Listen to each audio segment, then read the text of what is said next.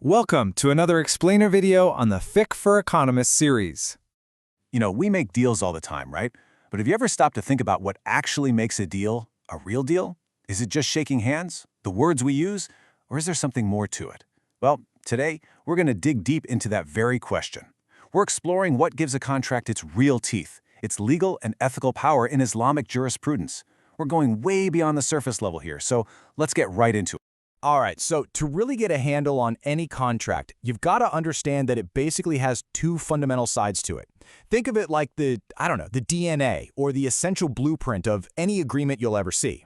So on one hand, you've got the purpose, or Maqṣad. This is the why behind the whole thing. Why are we even making this deal? It could be for an exchange, or maybe to get some kind of assurance. Then, on the other hand, you have the effect, the Athar. This is the what happens next. It's the cold, hard legal result. Like the title of the car officially switching to your name. Let's make this super practical. A sale, or bay. The purpose is a lawful exchange. The effect? Boom, you now own it. What about a lease, or ijara? The purpose is to use something, say an apartment. The effect is you now have the legal right, the usufruct, to live there. And a guarantee, or kafala? The purpose is security, peace of mind. The effect is that the guarantor is now on the hook for the liability. See? Seems pretty straightforward. But this is where things start to get really interesting.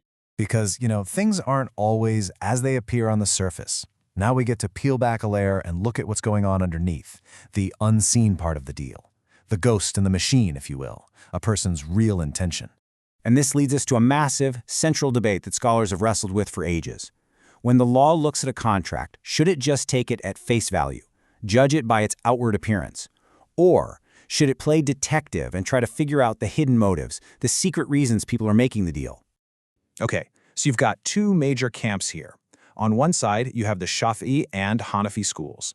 They basically say, look, we judge what we can see. If the contract looks right, if all the boxes are ticked, it's valid. What's in someone's heart, that's between them and Allah. But then you have the Maliki and Hanbali schools, and they come back with, not so fast. For them, intention is everything. If you're using a perfectly legal-looking contract to do something shady or unlawful, that bad intention can actually nuke the entire agreement. They call this blocking the means to harm, or Sud al-Darai. So what if the intention isn't just bad? What if it's not there at all? Well, that's when you get something called a fictitious contract, or al-ʿAqd al-Suri.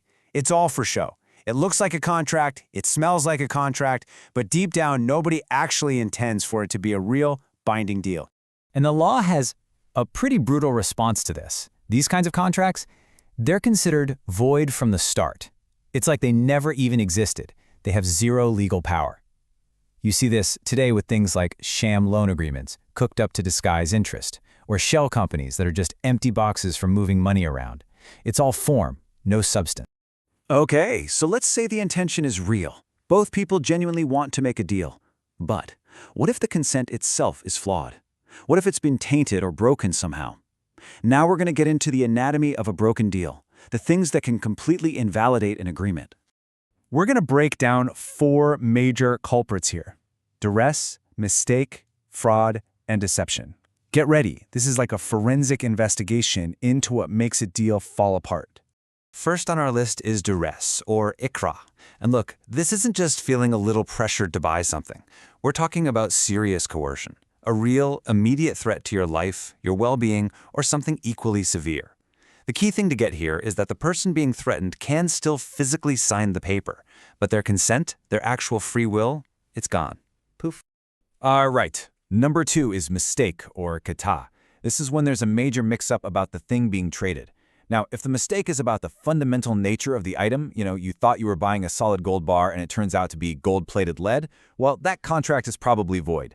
But if the mistake is about a smaller detail, like you ordered a blue car and a green one shows up, then you might just get the option to back out of the deal.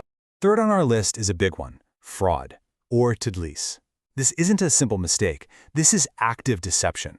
We're talking about someone intentionally lying to you, misleading you, or even just hiding a really important fact they know you need to make a decision. And this stuff happens all the time, right? The classic one is rolling back the odometer on a used car. Or maybe someone's selling you a laptop and conveniently forgets to mention it has major water damage. These are textbook examples of fraud, and they can absolutely torpedo a contract.